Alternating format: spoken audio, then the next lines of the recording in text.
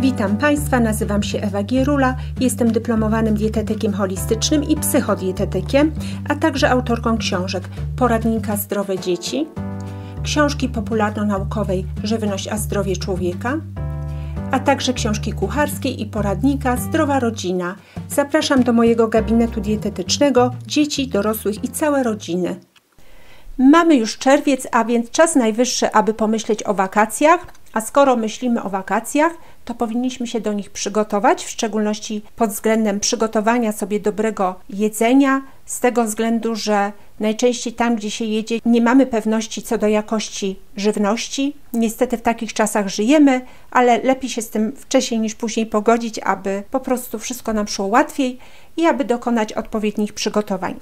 Jednym z ważniejszych elementów naszej diety, w szczególności gdy mamy dzieci i jeżeli nie jesteśmy wegetarianami, będzie mięso. Jak przygotować sobie mięso na wyjazdy, gdy nie mamy możliwości, aby przechowywać je w warunkach chłodniczych? Jak je przygotować, żeby zagwarantować sobie jego wysoką jakość, aby to mięso się nie zepsuło i po prostu abyśmy się nie zatruli?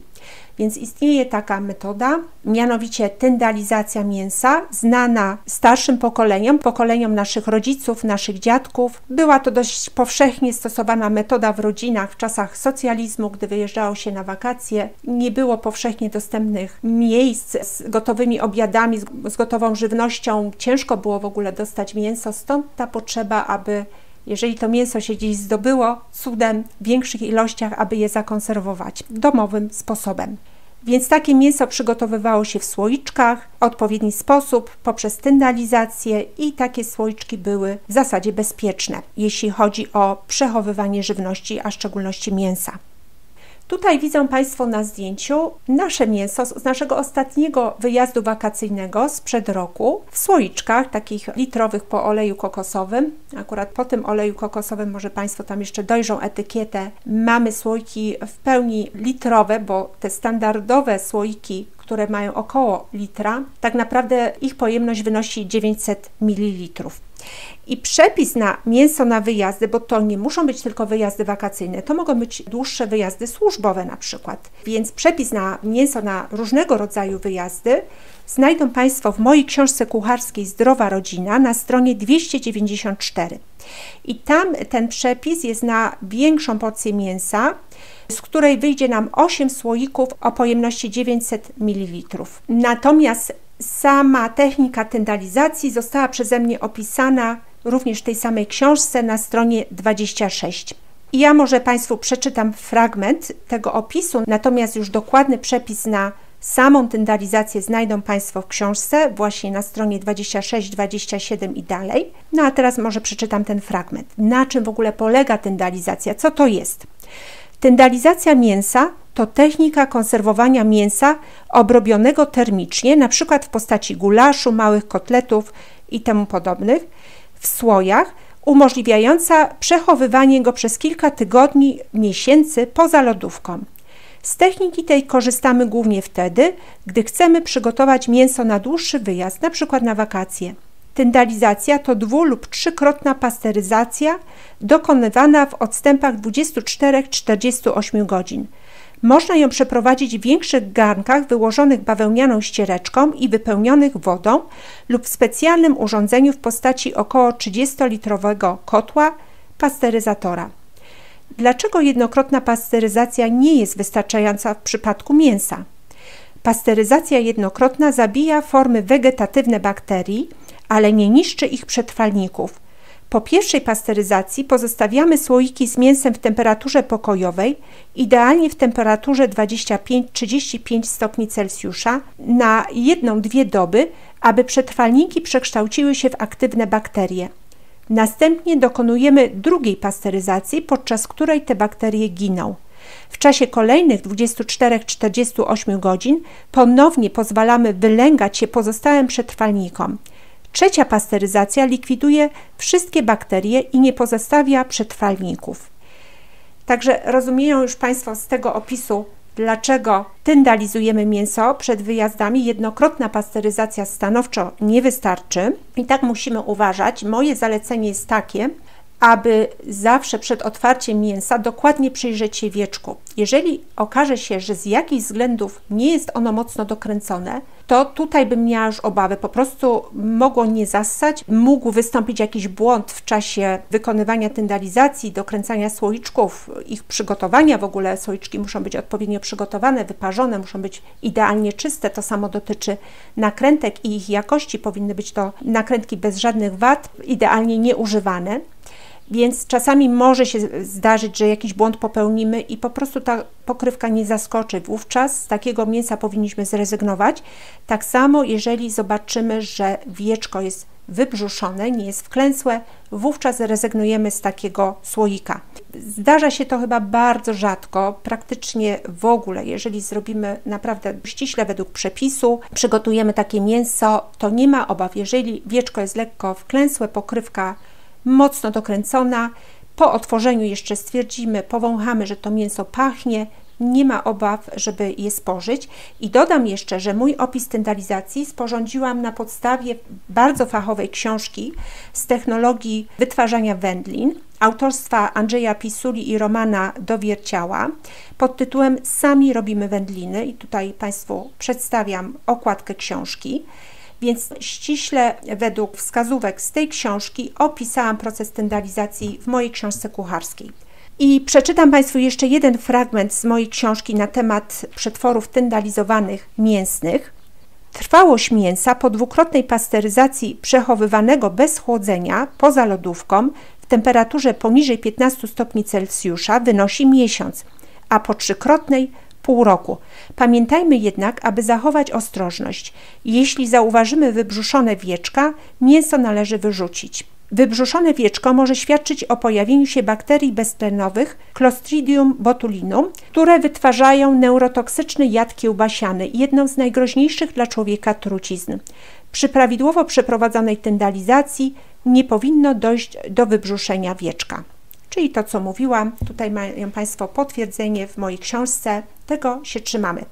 Może Państwo zwrócili uwagę, że według tej metody, według tutaj fachowych wskazówek z książki źródłowej pod tytułem Sami robimy wędliny autorstwa Pisuli i Dowierciała, mięso po styndalizowaniu powinniśmy przechowywać w temperaturze do 15 stopni Celsjusza. Nie jest to wprawdzie temperatura chłodnicza, ale też nie jest to temperatura pokojowa i tego się formalnie należy trzymać. I to przekazałam również w mojej książce. Natomiast mogę się z Państwem podzielić moim prywatnym doświadczeniem, zaznaczam prywatnym, więc tutaj nie mogę ponosić odpowiedzialności za to, że jeżeli ktoś podąży za mną w tym moim prywatnym doświadczeniu, że na pewno mięso mu się nie zepsuje. Więc według moich doświadczeń przechowywanie tego mięsa w czasie powiedzmy 2-tygodniowego wyjazdu wakacyjnego w temperaturach znacznie wyższych, bo tutaj akurat na tym zdjęciu to, co Państwo widzą, to mięso, to był wyjazd do Chorwacji, a więc w tym kraju temperatury są znacznie wyższe niż temperatura u nas, taka zwykła pokojowa. Po 20 parę stopni aż do 30 nieraz dochodzi i oczywiście my to mięso trzymaliśmy w cieniu, w jakimś najchłodniejszym możliwym miejscu, niemniej jednak nie w lodówce. I to mięso nam się nie zepsuło. Było bardzo dobre. To samo usłyszałam od moich znajomych, którzy praktykują tę metodę od wielu, wielu lat i wyjeżdżają co roku do tego gorącego kraju, do Chorwacji i mówią, że jeszcze nigdy nie mieli przypadku zepsucia mięsa. Z tym, że zaznaczam jeszcze raz, to są nasze prywatne doświadczenia, czy doświadczenia naszych znajomych. Nie mogę się pod tym podpisać oficjalnie, bardziej wolałabym się powołać na fachową książkę, którą przytoczyłam i z której przytoczyłam tę temperaturę najlepszą przechowywania, czyli maksymalnie 15 stopni Celsjusza. I jeżeli takie mięso robimy sobie na dłuższy czas przed wyjazdem, powiedzmy na miesiąc przed wyjazdem, bo akurat wtedy mamy dostawę większej ilości mięsa, czy ze względów jakichś logistycznych, robimy to wcześniej, możemy tak naprawdę kwartał przed wyjazdem przygotować. Czasami tak jest, jeżeli ktoś wyjeżdża cyklicznie na delegacje służbowe, gdzieś pracuje w terenie, jest poza domem wiele tygodni, tak jest w przypadku mojego męża. I te jego wyjazdy są nieprzewidywalne, spontaniczne, odbywają się co kilka tygodni, albo nieraz co tydzień, albo nieraz po kilku dniach nagle ma mój mąż wyjazd, więc my musimy być przygotowani i takie mięso mamy zawsze z góry przygotowane, niezależnie czy zbliżają się wakacje, czy jesteśmy w środku roku, to mięso u nas jest i my je przechowujemy w chłodnych warunkach, mamy chłodną spiżarkę, Można takie mięso przechowywać w piwnicy, jeżeli ktoś ma w ziemiance, w tego typu miejscach. Także jeżeli się dobrze zastanowimy, rozejrzymy, to na pewno takie miejsce gdzieś w swoim otoczeniu znajdziemy i tam będziemy mogli to mięso przechować. Mam nadzieję, że ten filmik okaże się przydatny, szczególnie właśnie teraz, przed wyjazdami, że skorzystają Państwo z przepisów i że również zachęcę Państwa do tego, aby przygotować się należycie do wakacji pod względem żywnościowym, bo najlepiej w tym względzie liczyć na siebie. Takie mamy czasy. Oczywiście bardzo wygodnie i bardzo przyjemnie jest chodzić do restauracji, czy kupić coś w pobliskim sklepie, których jest pełno we współczesnej cywilizacji, nawet jeżeli wyjeżdżamy do egzotycznych krajów. Jest to oczywiście bardzo łatwe, szybkie. Można wychodzić z założenia, że przecież wakacje są po to, żeby odpoczywać, a nie gotować. I poniekąd możemy to spełnić, mając własne jedzenie z domu, właśnie odpowiednio przygotowując się wcześniej. Na wakacjach sobie tylko taki słoiczek otwieramy i musimy mieć miejsce, gdzie możemy je podgrzać. Zwykła jednopalnikowa kuchenka elektryczna wystarczy, taka turystyczna, i mamy pyszny obiad. I jeszcze tak na koniec dodam, bo to mi gdzieś umknęło, do tego mięsa oczywiście możemy dodawać jarzyny. Ja natomiast w swoim przepisie na mięso na wyjazdy wykorzystałam jedynie cebulę po to, żeby to mięso miało dobry aromat. Tam są też zioła, różne przyprawy, to jest oczywiste, ale nie dodawałam warzyw z dwóch względów.